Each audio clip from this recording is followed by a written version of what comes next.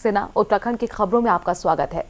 चुनाव जिस तरह से नजदीक आ रहे हैं, दल बदल का सिलसिला भी चल रहा है। पूर्व जिला पंचायत सदस्य मुल्कीराज सैनी ने अपने साथियों के साथ कांग्रेस की सदस्यता ग्रहण कर ली। इसके अलावा कई पूर्व सैन्य अधिकारियों ने भी अपने सहयोगियों के साथ कांग्रेस पार्टी की सदस्यता ली।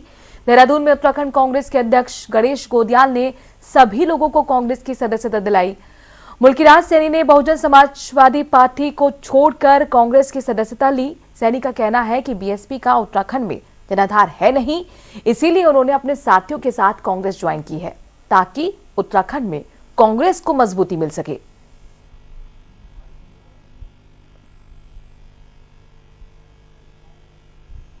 अगर हमें भाजपा को हराना है तो हमें कांग्रेस को बढ़ाना होगा।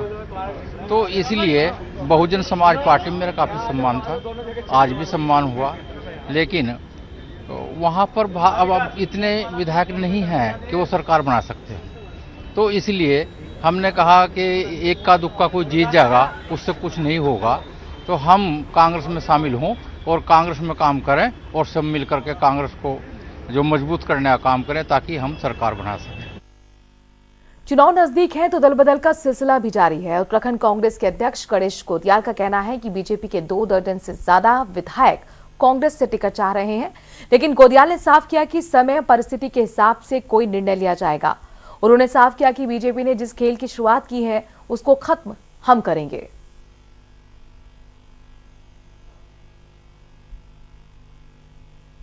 ये तो आप ही लोगों ने प्रश्न किया मुझसे कि भाई कांग्रेस के प्रति रुझान बढ़ रहा है, तो मैंने कहा कि भाई रुझान तो ऐसा है कि 2 दर्जन भारतीय जनता पार्टी के विधायक चाहते हैं कि उनको कांग्रेस का टिकट मिले, लेकिन हमारी मजबूरी यह है कि हमारे पास उन जगहों पर ऑलरेडी हमारे कार्यकर्ता मेहनत कर रहे हैं और अच्छी तरह जीतने की पोजीशन में है। तो आपका जो प्रश्न है कि भाई कब ज्वाइन करने वाले हैं, ये आवश्यकता पड़ेगी तो ही ज्वाइन करेंगे। अगर आवश्यकता फिलहाल नहीं है तो फिलहाल ज्वाइन नहीं करेगा कोई। एक बहुत ही सीनियर मंत्री थे, वो हमारे पाले में आए, हम उस घटना को तोड़ना नहीं कहेंगे, वो उनकी अंतरात्मा की आवाज थी जो हमारे साथ आए, लेकिन हमारे विधायक सत्ता दल के साथ जिस रूप में गए वो सबको पता है कि अतीत में जो भारतीय जनता पार्टी का इतिहास रहा है कि पैसे देकर खरीदने का इतिहास रहा है, इसलिए शक उजागर होना जाहिर यकीनन वो शक वो होता है, पैदा होता है कि लालच के दम पर उन्होंने हमारे विधायक को अपने पाले में किया है। खेल उन्होंने शुरू किया था, पूरा हमने किया, दोबारा खेल वो शुरू करेंगे, पूरा हम करेंगे, ये वादा है। जानकारी के लिए बात करते हैं, हमारी संवाददाता ज्योत्सना जुड़ गई हैं। ज्योत्सना, चुनाव बेहद नजदीक, दल बदल की राजनीति तेज, लेकिन यहाँ पर गणेश गोदियाल को कह रहे हैं, वो दावा एक तरफ ये करते हैं कि कई विधायक बीजेपी के कांग्रेस में शामिल होना चाहते हैं, लेकिन हम परिस्थिति के हिसाब से फैसला लेंगे, हम सबको तो शामिल नहीं कर सकते। ऐसी कौन सी पार्टी है जो दूसरे पार्टी के विधायकों को शामिल ना करना चाहे? उनके दावों में कितनी सच्चाई दिख रही है? देखिए मनु, ये बातचीत में उन्होंने एक कह सकते हैं कि तंज कसा, क्योंकि जब हमने पूछा कि क्या कुछ लोग कांग्रेस में आ सकते हैं या कुछ और लोग टच में हैं, राहुल गांधी आने वाले, क्या उस दौरान कुछ बड़ा सा कुछ आप धमाका करने वाले हो, तो उसके परिप्रेक्ष्य में गणेश गोदियाल ने ये जवाब दिया। उन्होंने कहा कि यूं तो बात इस तरीके की भी हो रही है, उन्होंने उसमें दावा नहीं किया कि जो 2 दर्जन विधायक हैं वो सीधे हमारे टच में। उन्होंने कहा बात तो ये भी हो रही है कि बीजेपी के विधायक कांग्रेस का टिकट चाहते हैं, क्योंकि उनको लगता है कि बीजेपी में एंटी इनकम्बेंसी और बीजेपी सरकार ने जो 5 सालों में कोई काम नहीं किया है उसकी वजह से उनको अपनी हार का डर सता रहा है, इसलिए वो कांग्रेस का टिकट चाह रहे हैं। तो इस तरीके की उन्होंने बात की है। लेकिन एक बात उन्होंने पहले भी कही थी और आज भी कही मनु, वो एक बात यह है कि खेल बीजेपी ने शुरू किया, खत्म हम करेंगे। उनका कहना था कि पहला एपिसोड बीजेपी ने शुरू किया था, बीजेपी कांग्रेस का 1 विधायक तोड़ के ले गई थी अपने यहाँ, तो हम उनके 2 विधायक अपने यहाँ ले आए। हालांकि उन्होंने निष्ठा जाहिर की, हमें तोड़ने की जरूरत नहीं पड़ी, कोई हमको लालच नहीं देना पड़ा या किसी तरीके का कोई कमिटमेंट नहीं करना पड़ा। बीजेपी तो किसी तरीके के लालच में 1 विधायक को ले गई है। अगर आगे बीजेपी कोई खेल करती है तो फिर उस खेल का एंड हम करेंगे। यानी कि गणेश गोदियाल एक कॉन्फिडेंस फील्ड पर रहती है, हमें बेहतर तरीके से बता सकती हैं। हरक सिंह रावत की चर्चा थी, वो क्लियर कर चुके हैं कि मैं तो नहीं जाने वाला। कौन से ऐसे बड़े चेहरे हैं जो कांग्रेस में शामिल होने को लेकर उनकी कॉन्वर्सेशन बहुत लंबे समय से चल रही है और हो सकता है कि मुहूर्त रूप में सामने भी आ गया है? देखिए मनु, राजनीति में कब किसका क्या मूड हो जाए वो कह पाना बहुत मुश्किल है। आपने हरक सिंह रावत की बात की, तो हरक सिंह रावत के लिए 2016 की मैं खुद आई विटनेस हूं, मैं सदन के अंदर मौजूद थी। हरक सिंह रावत ने 25 मिनट पहले कृषि विभाग का अपना बिल पास करवाया, यानी कि उस दिन बजट पास हो रहा था, विभागवार चर्चा हो रही थी। वो समय कृषि मंत्री थे हरीश रावत की सरकार में, उन्होंने अपने बिल को लेकर के, यानी अपने बजट को पास करवाने को लेकर के कृषि विभाग के कसीदे कसे तारीफों के, और 25 मिनट बाद जब सीन बदला तो हरक सिंह रावत ने ही बगावत की और अपनी ही सरकार को गिरा दिया। एज ए मिनिस्टर उन्होंने बिल पास करवाया और उसके बाद एज ए बगावती तेवर दिखा करके हरीश रावत और कांग्रेस से बगावत कर दी और 9 विधायकों के साथ वो अलग चले गए। तो इसलिए राजनीति में कब कौन किसका मूड क्या हो जाए ये कह पाना बहुत मुश्किल है। और अगर गणेश गोदियाल किसी कॉन्फिडेंस के साथ ये बात कर रहे हैं कि आगे अगर बीजेपी ने खेल शुरू किया तो दंड हम करेंगे, तो इसका मतलब यह है कि उनके संपर्क में कुछ लोग हैं जो सीधे सीधे उनके संपर्क में है। और बीजेपी भी इस बात को जानती है कि बीजेपी के काफी लोग कांग्रेस के संपर्क में हैं। वो अलग बात है कि वो मुहूर्त नहीं निकल पा रहा है या वो परिस्थितियां नहीं बन पा रही है कि वो कांग्रेस में जाए। कांग्रेस ने तो अपने रूठे हुए साथियों को जो छोड़ के गए थे 2016 में, उनको खुला ऑफर दिया है कि सबके लिए राजनीति में दरवाजे खुले रहते हैं, आपका भी जब मन करे तो आप आ सकते हैं, कांग्रेस के प्रति अपनी निष्ठा जाहिर कर सकते हैं। कुल मिलाकर यही है कि बीजेपी और कांग्रेस के बीच सहमत का दामन थामेंगे तो इसमें कोई दो राय नहीं कि मजबूती कांग्रेस को मिलेगी, एक बड़ा पॉलिटिकल मैसेज भी जाएगा जनता के बीच में। लेकिन क्या ये कांग्रेस के लिए आसान होगा?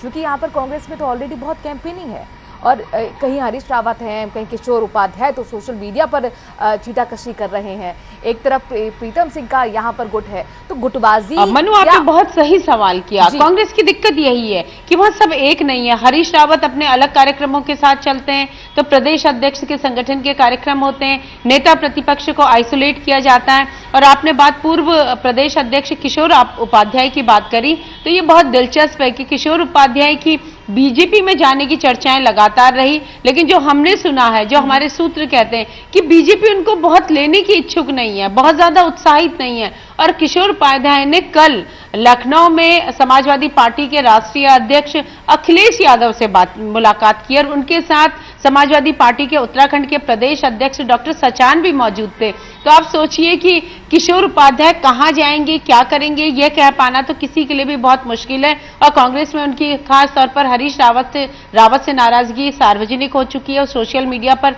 उस नाराजगी को जता चुके हैं, मीडिया से भी वो जता चुके हैं। लेकिन अगर मैं उत्तराखंड की बात करूं तो यहां पर जो सहमात का खेल है, बीजेपी भी जानती है कि उसके कुनबे में सेंधमारी चल रही है, तो कांग्रेस भी जानती है कि उसके कई नेताओं पर बीजेपी की नजर है। बीजेपी की उन सीटों पर कांग्रेस के नेताओं पर नजर है जहां उसको अपने सर्वे में कैंडिडेट कमजोर नजर आ रहे हैं, अपने सिटिंग विधायक कमजोर नजर आ रहे हैं। मनु, हमारे तो सूत्र ये भी कहते हैं कि लगभग 1.5 दर्जन सीटें ऐसी हैं बीजेपी की कि जो बीजेपी के इंटरनल कई सर्वे जो कई राउंड के चले हैं उसमें वो अब नहीं आ पाई हैं, यानी कि वो कांग्रेस से पीछे चल रही हैं वो सीटें। तो ऐसे में उन्हें नए चेहरों की भी तलाश है, तो तलाश में कांग्रेस की ही तरफ देख रहे हैं, क्योंकि कांग्रेस का कैंडिडेट या तो लास्ट ईयर वहां से हार चुका है।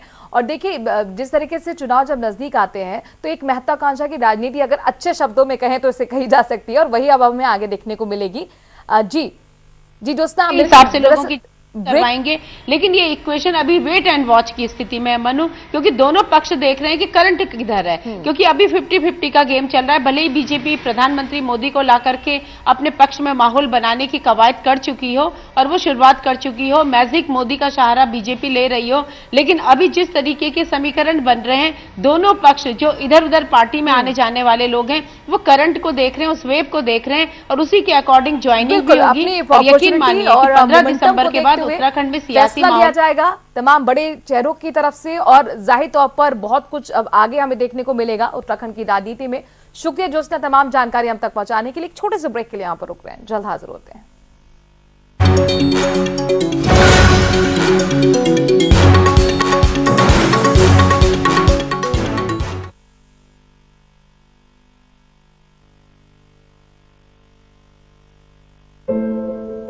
अगर आपके या किसी अन्य महिला के साथ कोई छेड़छाड़ करता है, सोशल मीडिया या फोन कॉल पर परेशान करता है, किसी भी तरह से उत्पीड़न करता है, तो इसे अनदेखा न करें। Women power line Uttar Pradesh 1090 पर कॉल करें। मोबाइल हाथ में, 1090 साथ में।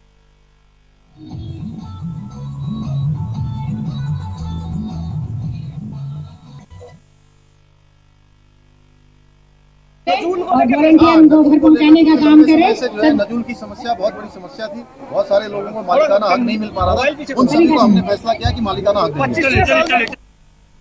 उत्तराखंड कांग्रेस के अध्यक्ष गणेश गोदियाल ने बीजेपी पर कटाक्ष करते हुए कहा कि जिस तरह से बीजेपी की कार्यशैली रही है उसे जनता ने देख लिया है। अब चुनाव नजदीक है, जनता बीजेपी के सबक सिखाने वाली है।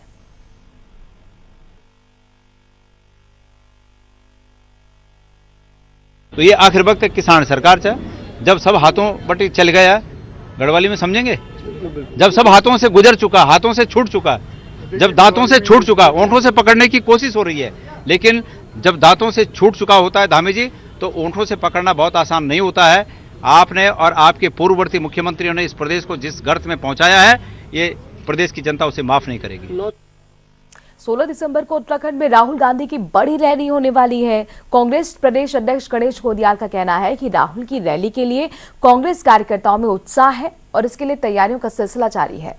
इस दिन कांग्रेस 1971 युद्ध के शहीदों के परिजनों को भी सम्मानित करेगी। कांग्रेस का हर कार्यकर्ता जी जान से जुटा हुआ है, सभी को जिम्मेदारी दे दी गई है। हमारे पूर्व सैनिकों को इस रूप में समर्पित है कि ये उस दिन बांग्लादेश पर जो पाकिस्तान की फौजों पर हमारी जीत दर्ज हुई थी, हमारे वीर सैनिकों ने जो जीत दर्ज की थी, उसके उत्सव के रूप में हम इसको मना रहे हैं। तो उसको कैसे और अच्छा कर सकें, इस पर चर्चा हो रही है। तो तैयारियों पर हम निरंतर बैठक कर रहे हैं।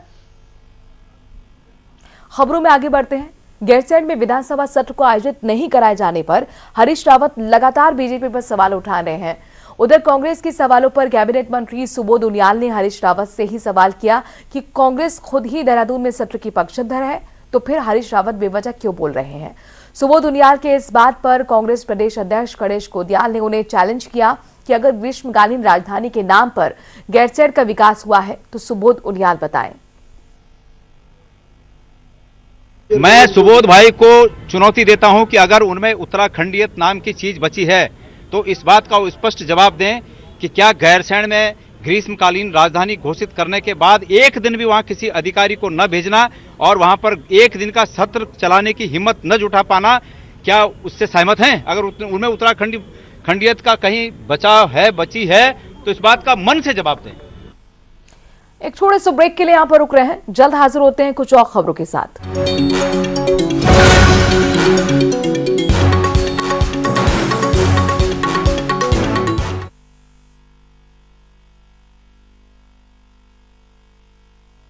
उत्तराखंड के ग्रामीण युवाओं और महिलाओं को स्वरोजगार से जोड़ने के लिए राज्य सरकार जैविक शहद उत्पादन को बढ़ावा दे रही है।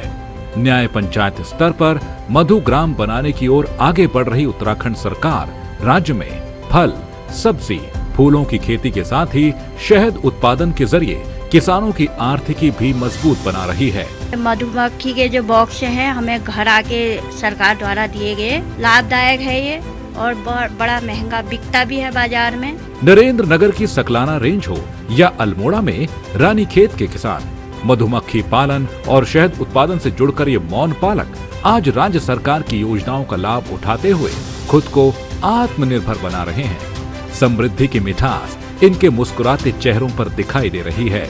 उत्तराखंड में 6000 से अधिक मौन पालक, सालाना 2200 मीट्रिक टन शहद का उत्पादन, सालाना उत्तराखंड से 200 करोड़ का शहद निर्यात। उत्तराखंड सरकार प्रत्येक जिलों में बना रही मधु ग्राम, किसानों को आदर्श मधुमक्खी पालन, ऋतुवार प्रबंधन, मधुमक्खी पालन में समस्या और समाधान, डंक रहित मधुमक्खी पालन पर ट्रेनिंग दी जा रही है। प्रदेश के किसानों ने समृद्धि का जो सपना अपनी खुली आंखों में संजोया है, उसको आज उत्तराखंड सरकार साकार कर रही है। स्वरोजगार ने खोले समृद्धि के द्वार, उम्मीदों के पथ पर उत्तराखंड सरकार। अगर आपके या किसी अन्य महिला के साथ कोई छेड़छाड़ करता है, सोशल मीडिया या फोन कॉल पर परेशान करता है, किसी भी तरह से उत्पीड़न करता है, तो इसे अनदेखा न करें। Women power line Uttar Pradesh 1090 पर कॉल करें। मोबाइल हाथ में 1090 साथ में। घरेलू हिंसा के मामले में 1090 आपको ऑनलाइन काउंसलिंग की सहायता प्रदान करता है।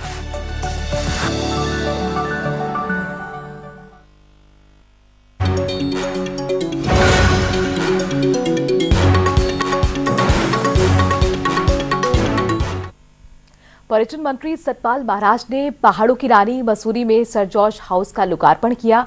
सर जॉर्ज हाउस का मसूरी से गहरा नाता रहा है। उन्होंने अपना सबसे ज्यादा जीवन मसूरी में ही बताया।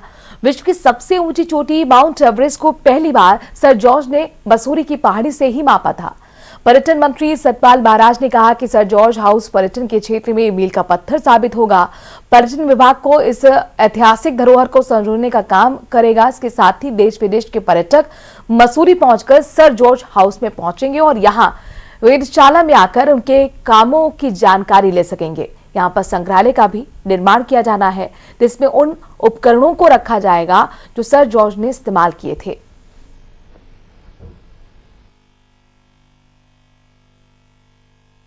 आज सर जॉर्ज एवरेस्ट हाउस का आवासीय परिसर का और जो उनकी वेधशाला थी, ऑब्जर्वेटरी थी, उसका लोकार्पण किया गया।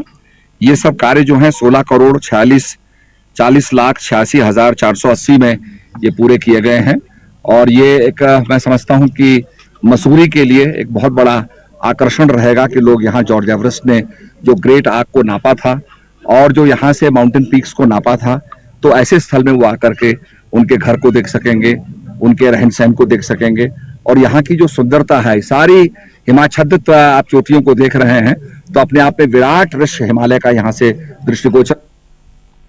देहरादून में होने वाले शीतकालीन सत्र के दौरान पूर्व सीएम और कांग्रेस नेता हरीश रावत, उत्तराखंड के बीजेपी के प्रदेश अध्यक्ष गणेश कोदियाल गैरसैंण में उपवास पर बैठेंगे। इस पर बीजेपी ने तंज कसा है। बीजेपी नेता विपिन कैंथोला का कहना है कि हरीश रावत को हर बात पर राजनीति की आदत हो गई है। सरकार ने गैरसैंण को ग्रीष्मकालीन राजधानी घोषित किया है। मौसम को देखते हुए सरकार ने सत्र को देहरादून में आयोजित करने का फैसला लिया है। देखिए, हरीश रावत जी को टेक्निकल पता होना चाहिए कि गैरसैंण ग्रीष्मकालीन राजधानी और ग्रीष्म काल में बजट सत्र वहां हो चुका है। इस समय उत्तराखंड के बच्चे को पता होता है कि जो पहाड़ी क्षेत्र है, जो हाइल्टी वाले क्षेत्र है, वहां पर हिमपात होता है और गैरसैंण में मौसम विभाग का भी अलर्ट रहता है कि वहां पर हिमपात होता है। हरीश रावत जी को यह पता होना चाहिए कि वो ग्रीष्मकालीन राजधानी है। इस प्रकार की छोटी राजनीति करके, इस प्रकार के छोटे हथकंडे अपना करके कुछ होने वाला है नहीं। खबरों में आगे बढ़ते हैं। नैनीताल से अगली खबर है, जहां पर एक विवाहिता बबीता ने घर के बाथरूम में फांसी लगाकर अपनी जान दे दी। घटना की जानकारी बबीता के परिजनों ने पुलिस को दी, जिसके बाद मौके पर पहुंची पुलिस ने शव को कब्जे में लिया। बबीता का 8 साल का बेटा है। उसका पति शहर में काम करता है। पुलिस प्रथम दर्जा इसे आत्महत्या मान रही है, लेकिन बबीता के मायके वालों का आरोप है कि ससुराल वालों ने बबीता की हत्या की है। उधर पुलिस का कहना है कि तहरीर मिलने के बाद ही आगे की कार्रवाई होगी।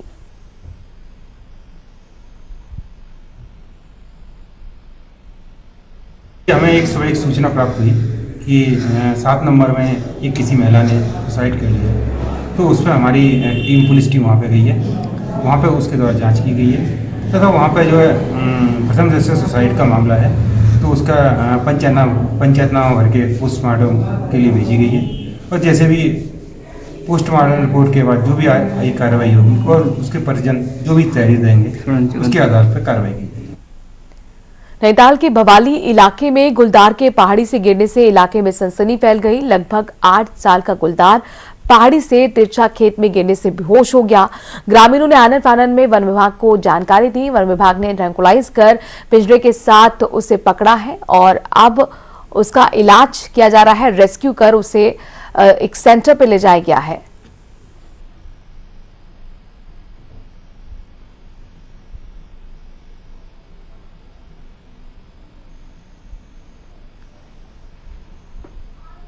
और चलते चलते आपको दिखाते हैं इस वक्त